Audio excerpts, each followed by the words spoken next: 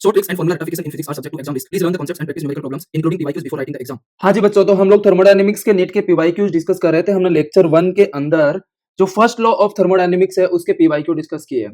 इस लेक्चर के अंदर हम लोग स्पेसिफिक हीट से रिलेटेड जितने भी पीवाईक्यू पूछे गए हैं वो सारे के सारे डिस्कशन करेंगे। तो मैं आप लोगों से बोलूंगा कि ये वीडियो आप लोग लास्ट तक देखना, क्योंकि यहाँ पे बहुत सारी कॉन्सेप्ट आप लोगों को मिलेगी सीखने को। इस चैनल को आप लोग अगर पहली बार हो तो सब्सक्राइब करो एंड ये वीडियो आपके जितने भी फ्रेंड है उनके साथ में शेयर करो, क्योंकि मैं चाहता हूं कि 2026 तक आप लोगों की तैयारी ऐसी करवा दो फिजिक्स के अंदर कि कोई भी अगर डिफिकल्ट पेपर आता है तो आपको वहां पे सोचना ना पड़े। तो हमारा ये जो चैनल है ये डेडिकेटेड रहेगा नीट फिजिक्स के लिए। तो मैं आप लोगों को बोलूंगा कि इस चैनल को आप लोग सब्सक्राइब करके रखो, क्योंकि जब भी नया वीडियो आएगा तो आपको जल्दी से उसका नोटिफिकेशन मिल जाएगा। एंड कमिंग डेज के अंदर मैं यहाँ पे 2 से 3 लेक्चर एक दिन में डालूंगा, जहां पे हम लोग पीवाईक्यूज बहुत अच्छे से डिस्कस करेंगे। तो हम लोग नीट के पीवाईक्यूज कवर करेंगे, उसके बाद में एम्स के पीवाईक्यूज कवर करेंगे एंड उसके बाद में हम लोग जेईई मेन के क्वेश्चन भी सोल्व करेंगे। तो मैं आप लोगों की तैयारी बहुत अच्छे से करवा दूंगा नीट 2026 से पहले। तो आप लोग इस चैनल को सब्सक्राइब कर लो। तो सबसे पहले हम लोग यहाँ पे स्पेसिफिक हीट के बारे में बात करते हैं कि स्पेसिफिक हीट क्या होती है एंड कितने टाइप की होती है। तो देखो स्पेसिफिक हीट बेसिकली क्या होती है कि जैसे मान लो 2 टाइप की स्पेसिफिक हीट होती है। ओके, स्पेसिफिक हीट तो 2 तरीके की होती है स्पेसिफिक हीट। एक होती है मोलर स्पेसिफिक हीट एंड एक होती है ग्राम स्पेसिफिक हीट। ये बात आप लोगों को समझने की जरूरत है। अब मोलर स्पेसिफिक हीट क्या होती है? मोलर स्पेसिफिक हीट होती है कि जैसे मान लो कि हमारे पास में एक गैस है, ये हमारे पास में एक गैस है, इस गैस को हमने क्यू हीट प्रोवाइड करवाई यहाँ पे एंड यहाँ पे इसके नंबर ऑफ मोल कितने हैं? ये क्या है? नंबर ऑफ मोल्स, ये हमें दिया हुआ है। तो हम लोग यहाँ पे इस क्यू को क्या लिखेंगे? Q is equal to N C delta T. तो यहाँ पे ये जो सी है ये है हमारा molar specific heat. Molar specific heat हम लोग तब यूज करेंगे जब हम लोग यहाँ पे क्या यूज कर रहे हैं? मोल यूज कर रहे हैं। ठीक है, अब देखो सेकंड केस में जैसे मान लो हमारे पास में ये इस कंटेनर के अंदर गैस है, ये इस कंटेनर के अंदर गैस है एंड हमने इसको क्यू हीट दी है, लेकिन हमें इसका क्या दे रखा है? M, that is what? Mass of gas. हमें गैस का मास दे रखा है। इस केस में हम लोग यहां पे क्या लिखेंगे? Q is equal to M C delta T. तो यहां पे ये जो C है ये है gram specific heat and simply इसको स्पेसिफिक हीट भी बोलते हैं, और सिंपली क्या बोलते हैं इसको? Specific heat. ओके, अब देखो हमें एग्जाम में कैसे पहचानना है कि कैसे पता चलेगा कि कौन सी ग्राम स्पेसिफिक हीट है एंड कौन सी मोलर स्पेसिफिक हीट है। तो देखो इसको समझने के लिए आप लोगों को आना इसकी यूनिट देखनी बहुत जरूरी है। तो देखो यहां से हम लोग क्या लिख सकते हैं? यहां पे C इज इक्वल टू लिख सकते हैं Q by N delta T, ये वाला फॉर्मूला आ जाएगा। एंड यहां पे हम लोग C इज इक्वल टू लिख सकते हैं Q by M delta T, ये वाला फॉर्मूला हम लोग यहां पे लिख सकते हैं। अब ध्यान से देखो एग्जाम में आप लोग कैसे पहचानोगे कि कौन सी ग्राम स्पेसिफिक हीट है एंड कौन सी मोलर स्पेसिफिक हीट है। अब ध्यान से देखो इस वाले इक्वेशन को, इस वाली इक्वेशन को, तो यहां पे क्या देख सकते हो आप लोग? इसका जो एसआई यूनिट जो है, इसका एसआई यूनिट देखो, क्यू का एसआई यूनिट क्या हो जाएगा? जूल डिवाइडेड बाई एन का क्या हो जाएगा? मोल का, that is mole and kelvin. And इसका इसका अगर एसआई यूनिट लिखोगे यहां पे एसआई यूनिट, तो वो क्या हो जाएगा? एसआई यूनिट जूल पर केजी केल्विन। ओके, तो इस तरीके से देखो अगर यहां पे मोल आ रहा है एंड यहां पे केजी और ग्राम आ रहा है, तो इसका मतलब अगर केजी और ग्राम आ रहा है तो वो ग्राम स्पेसिफिक हीट है एंड अगर मोल आ रहा है तो वो मोलर स्पेसिफिक हीट है। ये चीज आप लोगों को समझने की जरूरत है। ठीक है, अब ध्यान से सुनो। अब अगर मान लो कि हमारा जो प्रेशर है, प्रेशर कांस्टेंट है, प्रेशर कांस्टेंट है, इस केस में हम लोग यहां पे क्या लिखेंगे? Q is equal to N C P delta T. अब देखो यहां पे मैंने n यूज किया है इस फॉर्मूले के अंदर, तो यहां पे ये जो Cp है ना ये मोलर स्पेसिफिक हीट है, क्योंकि n का मतलब क्या होता है? नंबर ऑफ मोल होता है यहां पे। तो Cp क्या है यहां पे? Cp is the molar specific heat at constant pressure. तो this is what molar specific heat at constant pressure. ये molar specific heat at constant pressure पे। दूसरा हमारा आ जाता है अगर वॉल्यूम कांस्टेंट हो, अगर वॉल्यूम कांस्टेंट होगा तो उस केस में हम लोग क्या लिखेंगे यहां पे? Q is equal to N C V delta T. तो यहां पे ध्यान से देख सकते हो कि अगेन हम लोग n यूज कर रहे हैं, तो ये n क्या? नंबर ऑफ मोल। तो यहां पे जो CV है ना, ये CV है यहां पे molar specific heat at constant volume, eight constant volume. Okay, I hope आप लोगों को ये समझ में आया होगा। बहुत ही इजी है, इसमें कुछ भी नहीं है। आप लोगों को ये समझने की जरूरत है कि molar specific heat and gram specific heat में क्या डिफरेंस है, फिर सीपी एंड सीवी में क्या डिफरेंस है। अब हम लोग देख लेते हैं यहाँ पे कि सीपी एंड सीवी के बीच में क्या रिलेशन होता है। तो देखो relation between C P and C V. तो सीपी एंड सीवी के अंदर जो रिलेशन होता है वो होता है C P minus C V is equal to R. अब ध्यान से देखो, C P minus C V is equal to R, ये वाला रिलेशन होता है। जब यहां पे आप लोग आर यूज कर रहे हैं, इसका मतलब सिंपली आप लोगों को क्या समझना है कि यहां पे C P and C V both are molar specific heat. एक और रिलेशन होता है, एक और दूसरा रिलेशन क्या होता है, C P minus C V is equal to R by M W. अब यहां पे देखो ध्यान से, यहां पे एमडब्ल्यू आ गया, तो एमडब्ल्यू क्या है यहां पे, ये एमडब्ल्यू क्या है, ये मोलिकुलर वेट है। यहां पे सिंपली एमडब्ल्यू क्या है, यहां पे ये है मोलिकुलर वेट ऑफ गैस। तो जब यहां पे आर बाई एमडब्ल्यू आ जाता है, इसका मतलब अब यहां पे ये जो सीपी एंड सीवी है ना, ये मोलर स्पेसिफिक हीट नहीं है, ये ग्राम स्पेसिफिक हीट है। ये क्या है, gram specific heat. So C P and C V both are gram specific heat. ये जो कॉन्सेप्ट है ना, ये वाला जो रिलेशन है, इसी के ऊपर है ना एक क्वेश्चन पूछा गया था AIPMT 2010 के अंदर। ठीक है, तो ये हमने थोड़ा सा डिस्कशन किया सीपी एंड सीवी के बारे में, बहुत बेसिक सा। हम लोग हर लेक्चर में, हर पीवाईक्यू डिस्कशन में यही करने वाले हैं कि थोड़ा सा स्टार्टिंग में डिस्कशन करेंगे एंड उसके बाद में हमारे जो भी क्वेश्चन है पीवाईक्यूज उनको सोल्व करेंगे। इससे आप लोगों को पीवाईक्यू समझने में आसानी हो जाएगी थोड़ी सी। ठीक है, अब देखो क्वेश्चन नंबर 1 डिस्कस करते हैं। तो इस क्वेश्चन में हमें क्या दिया है कि 1 mole of an ideal diatomic gas undergoes a transition from A to B. कि ये यहां पे ए से बी पे जाती है। ओके, थोड़ा सा बड़ा कर लेते हैं, ये यहां पे ए से बी पे ट्रांजिशन हो रही है, path A B. Okay, along the path AB, the change in internal energy of gas during the transition is। अब देखो चेंज इन इंटरनल एनर्जी क्या होता है, किसी भी प्रोसेस में, फॉर एनी प्रोसेस, देखो मैं अभी जो बताने जा रहा हूं ना वो बहुत इंपॉर्टेंट है, ये नोट है, ये आप लोगों को समझने की जरूरत है। फॉर एनी प्रोसेस, आप किसी भी टाइप की प्रोसेस समझ सकते हो, आप एडियाबेटिक समझ सकते हो, आइसोबारिक समझ सकते हो, आइसोथर्मल, कोई भी टाइप की जो प्रोसेस है उसमें चेंज इन इंटरनल एनर्जी जो होगा, चेंज इन इंटरनल एनर्जी, ये जो है डेल्टा यू, ये होता है एनसीवी डेल्टा टी। सिंपली बस आपको ये याद रखना है, delta U is equal to कितना हो जाएगा, एनसीवी डेल्टा टी। आप ये वाला फॉर्मूला किसी भी प्रोसेस के अंदर यूज कर सकते हो। बहुत सारे बच्चों को तो ये बात पता ही नहीं होती है कि क्या delta U is equal to N C V delta T हम लोग एडियाबेटिक भी यूज कर सकते हैं, आइसोथर्मल भी यूज कर सकते हैं, किसी पॉलीट्रोपिक प्रोसेस में यूज कर सकते हैं। यस, आप किसी भी प्रोसेस में ये वाला फॉर्मूला यूज कर सकते हो change in internal energy find out करने के लिए। अब देखो हमें क्या निकालना है, चेंज इन इंटरनल एनर्जी निकालना है। अब उसके लिए हमें क्या चाहिए, चेंज इन टेम्परेचर चाहिए एंड हमें सीवी चाहिए। एंड क्वेश्चन में ध्यान से देखो, हमें जो गैस दी है ना वो डाया एटॉमिक गैस दी है। एंड अगर सीवी लिखे, CV for diatomic, CV for diatomic, तो डाया एटॉमिक का डिग्री ऑफ फ्रीडम जो होता है ना वो कितना होता है, F is equal to 5। So CV is equal to आ जाएगा यहां पे FR बाई 2। ये सीवी की वैल्यू आ जाएगी FR बाई 2। ये किसी डायटोमिक के लिए सीवी की वैल्यू होती है। एंड सीवी का अगर मैं फॉर्मूला बताऊं आप लोगों को, तो सीवी का जो फॉर्मूला होता है ना होता है FR बाई 2। ओके, यहां पे लिख देता हूं, सीवी का जो फॉर्मूला होता है, सीवी इज इक्वल टू होता है FR by 2 and C P is equal to C V plus R होता है। तो इसलिए सीपी इज इक्वल टू हो जाएगा FR बाई 2 प्लस आर। ये सिंपली ये फॉर्मूले आप लोगों को पता होने चाहिए। ठीक है, अब देखो अगर आपको ये पता है कि ये 5R बाई 2 इसकी वैल्यू होती है, अब हमारा मेन टास्क है चेंज इन टेम्परेचर निकालना। अब देखो चेंज इन टेम्परेचर कहां से कहां पे, यहां का टेम्परेचर TA मान लेते हैं हम लोग। देखो इस पॉइंट का टेम्परेचर TA मान लेते हैं, इस पॉइंट का टेम्परेचर कितना मान लेते हैं, TB। तो यहां पे मैंने लिख दिया TA एंड यहां पे मैंने लिख दिया TB। तो अब अगर मुझे निकालना है यहां पे TA, तो TA कितना लिख सकते हैं, PV बाई NR। तो नंबर ऑफ मोल 1 दिया है, यहां पे N की वैल्यू कितनी दी है, 1। तो हम लोग N की वैल्यू 1 पुट कर देंगे। तो देखो ए पॉइंट पे प्रेशर कितना है, 5 किलो पास्कल एंड वॉल्यूम कितना है, 4 किलो पास्कल। तो सिंपली हम लोग यहां पे क्या लिख देंगे कि pressure 5 into 4 into 10⁻³ kilo pascal दे रखा है, divided by N1 into R। तो सिंपली 20 इंटू 10⁻³ R। ये हमारे पास में TB कितना आ जाएगा, PV बाई NR। ये हम B पॉइंट पे लिख रहे हैं, ये हम A पॉइंट पे लिख रहे हैं।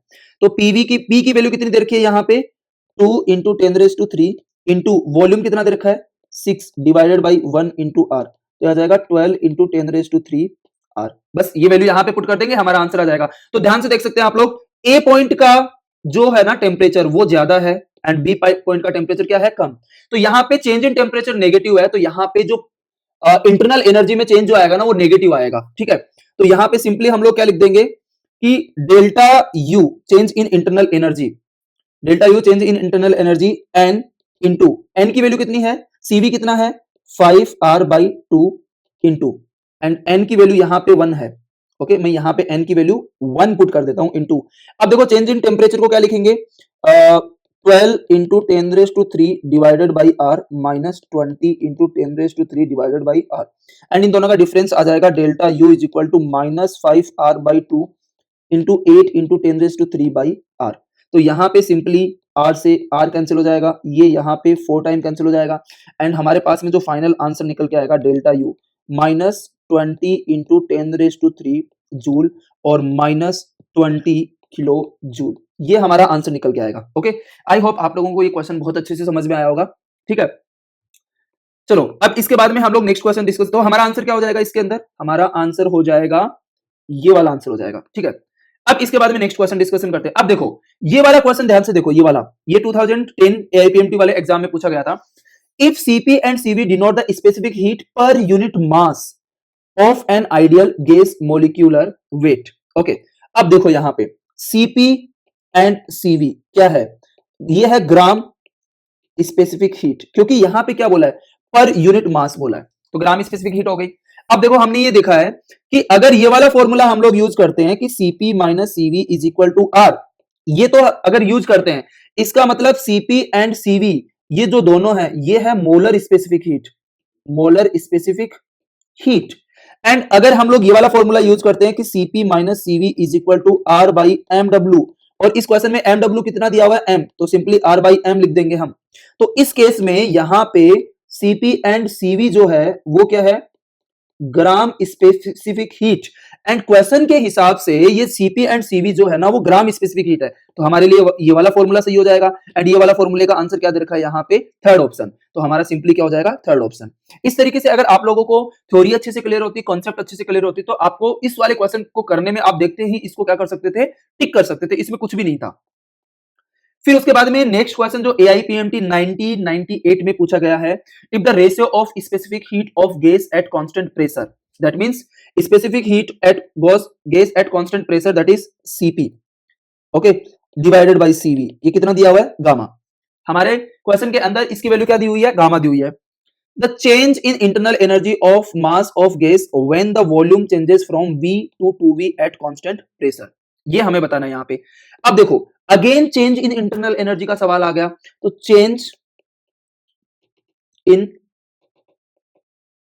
Internal energy for this process, मैंने ऊपर वाले क्वेश्चन में क्या बताया कि ये वाला जो फॉर्मूला है delta U is equal to N C V delta T, ये आप किसी भी प्रोसेस के लिए यूज कर सकते हो, आपको सोचने की जरूरत नहीं है कि प्रोसेस क्या है। अगर इंटरनल एनर्जी में चेंज हो रहा है तो ये वाला फॉर्मूला यूज कर सकते हो। अब देखो डेल्टा टी क्या है, चेंज इन टेम्परेचर, अगर टेम्परेचर कांस्टेंट रहेगा तो डेल्टा टी की वैल्यू 0 हो जाएगी एंड आइसोथर्मल में डेल्टा यू कितना आ जाएगा, 0, that means there is no change in temperature. ये तो एग्जांपल के लिए मैंने यहाँ पे लिया। अब यहाँ पे देखते हैं कि हमारा आंसर हमें चाहिए चेंज इन इंटरनल एनर्जी चाहिए एंड वॉल्यूम यहाँ पे चेंज हो रहा है, तो इनिशियल वॉल्यूम कितना दे रखा है, इनिशियल वॉल्यूम V दे रखा है एंड फाइनल वॉल्यूम 2V दे रखा है। प्रेशर इनिशियल P है, फाइनल प्रेशर क्या है P, प्रेशर यहाँ पे चेंज नहीं हो रहा, तो क्या हम लोग यहाँ पे T इनिशियल लिख सकते हैं, T इनिशियल कितना आ जाएगा, T इनिशियल आ जाएगा P initial V initial by NR। क्या यहाँ पे नंबर ऑफ मोल के बारे में कुछ भी बोल रखा है, नंबर ऑफ मोल के बारे में यहाँ पे कोई भी इंफॉर्मेशन नहीं दी, एन की कोई भी इंफॉर्मेशन नहीं है, तो हम लोग सिंपली क्या मान लेंगे, यहाँ पे एन जो है वो है नंबर ऑफ मोल्स, एन यहाँ पे क्या हो जाएगा, नंबर ऑफ मोल्स। तो अब देखो हम लोग क्या लिखेंगे यहाँ पे, simply P V by N R, ये आ जाएगा T initial, T final, final temperature P final V final by N R, that is 2Vp by N R, ये फाइनल क्या आ जाएगा, टेम्परेचर। हमें इंटरनल एनर्जी का चेंज निकालने के लिए क्या चाहिए, डेल्टा टी हमें चाहिए, तो डेल्टा टी क्या हो जाएगा, इन दोनों को माइनस कर देंगे, delta T is equal to T final minus T initial, तो डेल्टा टी कितना आ जाएगा, इन दोनों को माइनस करेंगे तो आ जाएगा P V by N R, ये डेल्टा टी की वैल्यू हो जाएगी। सिंपली हम लोग यहाँ पे वैल्यू पुट करेंगे। अब देखो क्वेश्चन के अंदर ये जो गैस दी है ना, ये गैस यहाँ पे नहीं पता कि ये कौन सी गैस दी गई है, ठीक है, तो हम लोग क्या करेंगे, सीवी की वैल्यू जो है ना, सीवी का फॉर्मूला पुट कर देंगे। सीवी का एक और फॉर्मूला होता है, CV is equal to R by gamma minus one, ये वाला फॉर्मूला भी होता है, CV is equal to R by gamma minus one. ये आप इजीली डिराइव कर सकते हो दो रिलेशन से। कौन से दो रिलेशन से? एक तो CP by CV is equal to gamma होता है, एक रिलेशन ये वाला यूज कर सकते हो। एक CP minus CV is equal to R होता है, एक रिलेशन ये वाला यूज कर सकते हो। इन दोनों रिलेशन को यूज करके ये वाला फॉर्मूला आप इजीली डिराइव कर सकते हो। तो अब हम लोग क्या करेंगे, इस वाले फॉर्मूले के अंदर ये सारी वैल्यू पुट कर देंगे। तो change in internal energy delta U is equal to N into CV R by gamma minus one into, यहां पे चेंज इन टेम्परेचर कितना दिया हुआ है, चेंज इन टेम्परेचर यहां पे दिया हुआ है PV बाई NR। ठीक है, अब ध्यान से देखो, N से N कैंसिल, R से R कैंसिल, फाइनली हमारे पास में delta U is equal to PV divided by gamma minus one, ये हमारे पास में आ जाएगा। एंड इसको हम लोग, ये क्या है, change in internal energy, change in internal energy. Okay, तो इस तरीके से आप इस क्वेश्चन को बहुत ही इजीली सॉल्व कर सकते हो। ओके, चलो अभी नेक्स्ट क्वेश्चन देखते हैं। 1 mole of an ideal gas requires 207 joule heat to raise the temperature by 10 kelvin when heated at constant pressure. If the same gas is heated at constant volume to raise the temperature by the same 10 Kelvin, then the heat required is। देखो ये question है ना, ये question concept based question है, direct formula based question नहीं है।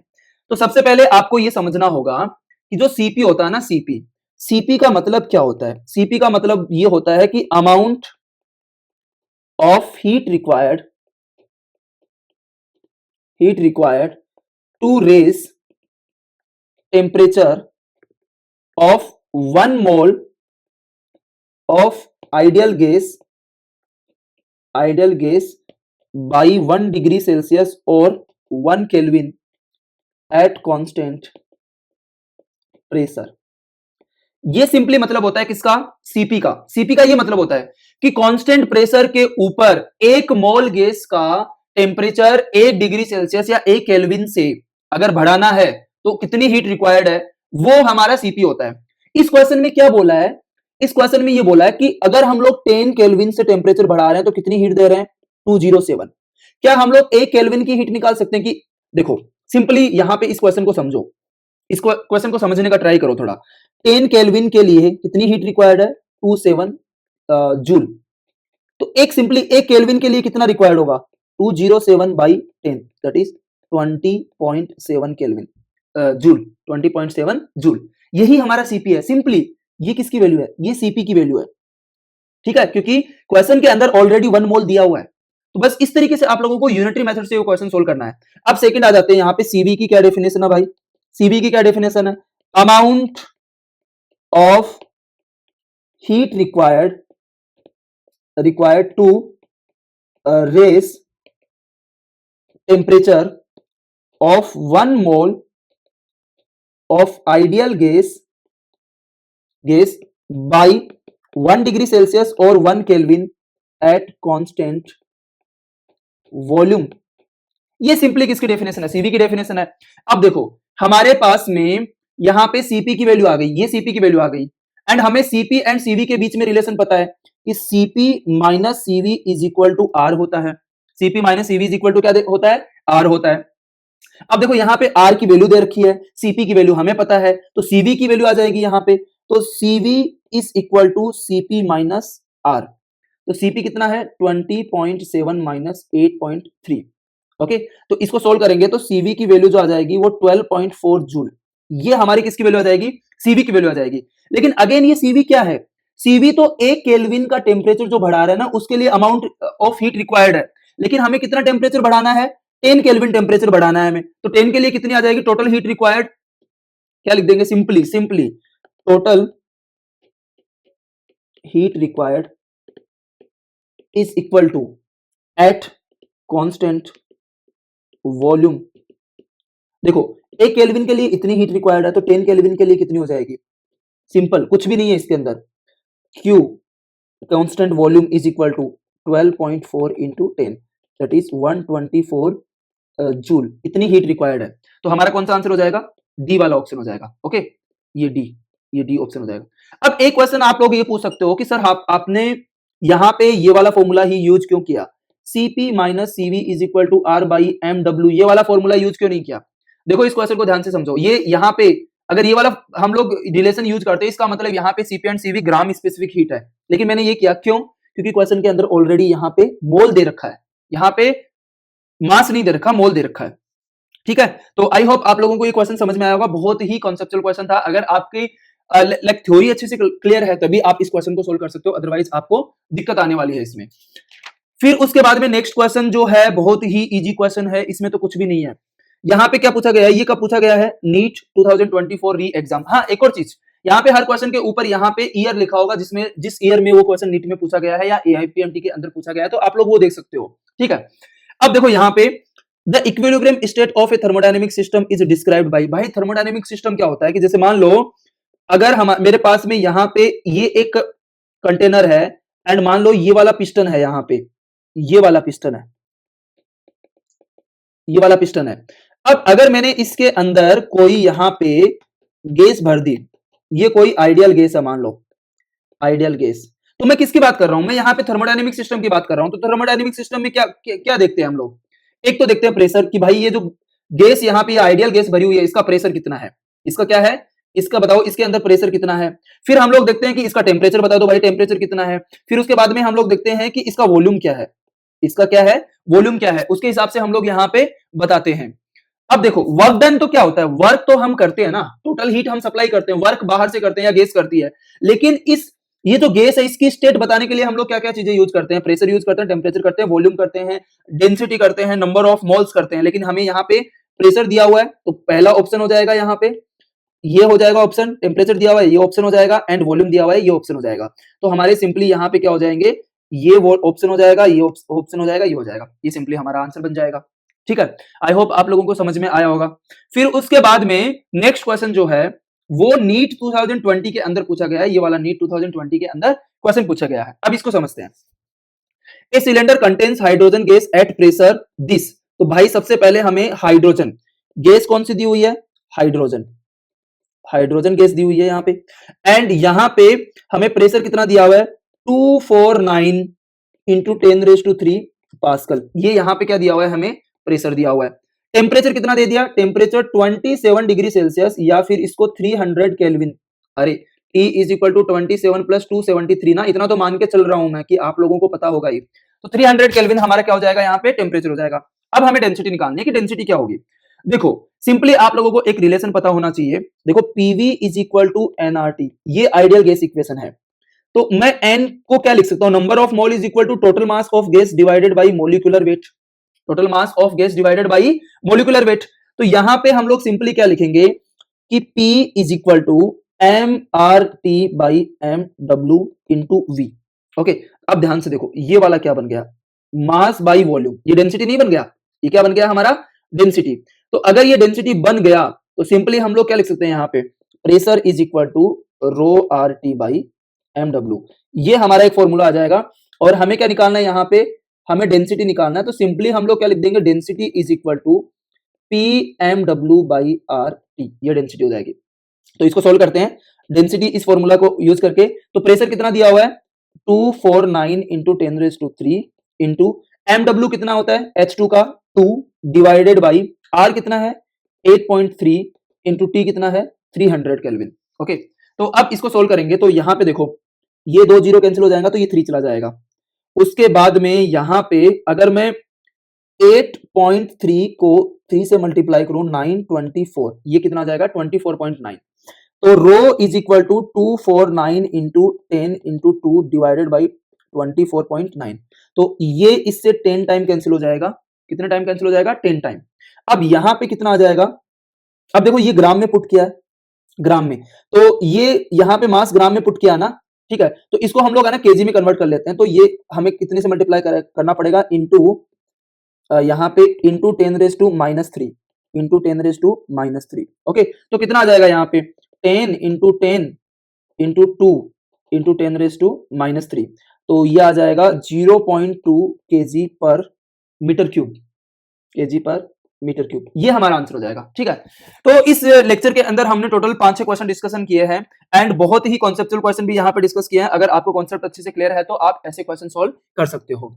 I hope मैंने जितने भी क्वेश्चन डिस्कस किए आपको बहुत अच्छे से समझ में आया होगा। ठीक है, चलो अभी हम लोग अगले वीडियो में मिलते हैं, जहां पे हम लोग थर्मोडायनेमिक का लेक्चर 3 लेके आएंगे, जिसके अंदर हम लोग थर्मोडायनेमिक प्रोसेस जो हैं उनके पीवाईक्यूज करेंगे, जहां पे isothermal, isobaric, isochoric, adiabatic and polytropic process, इन सब के बारे में डिस्कशन करेंगे। एंड मैं आप लोगों को सिखाऊंगा कि आपको किस तरीके से क्वेश्चन करने की अप्रोच डेवलप करनी है। ओके, चलो बाय।